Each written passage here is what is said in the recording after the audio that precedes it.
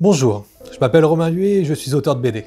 Jusque-là, vous me connaissiez peut-être via mes deux premières séries, My Magical Girlfriend dont le premier tome est paru en 2016, ou encore Yggdrasil Sentai dont le 5e tome, qui clôture la série, est sorti l'année dernière. Cette fois-ci, je vous propose une BD différente de d'habitude, et toujours éditée chez Doshin Éditions. Je vous présente Tomber au combat, un roman graphique en noir et blanc, de 106 pages. Ici, on sort de ce que je faisais jusque-là, fini les guerrières en armure et les combats épiques. Tomber au combat est une histoire intimiste, contemporaine et d'actualité. Juillet 2021, en pleine pandémie, Clément et Valérie s'apprêtent à être parents. Valérie attend un enfant et approche de son 5e mois.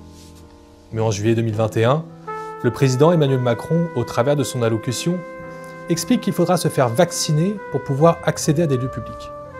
Clément et Valérie, pour qui le vaccin n'était pas une priorité et poussé par la famille, se laissent convaincre et décident de se faire vacciner. Après une échographie et un bilan chez leur médecin, tout va bien. Valérie peut se faire inoculer le produit sans aucun problème. Mais 48 heures après la deuxième injection, Valérie se met à perdre du sang. Emmenée en urgence à l'hôpital, le bilan est critique.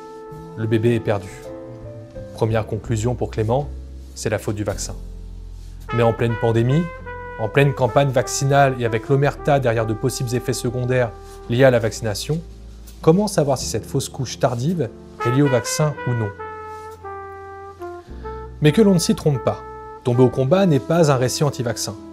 C'est une histoire qui raconte la vie bouleversée d'un couple qui, dans une période classique, aurait accepté et aurait fait leur deuil. Mais ici, en pleine pandémie et sans réponse, prend une tournure très différente. Pendant que je dessinais le livre, ma femme est tombée enceinte et a fait une fausse couche en tout début de grossesse. C'est hélas assez courant, et avec le soutien psychologique de notre sage-femme, nous avons réussi à traverser cette douloureuse épreuve. En rentrant à la maison, ma femme m'a dit cette phrase. « Imagine si je venais me faire vacciner. Comment aurait-on réagi ?»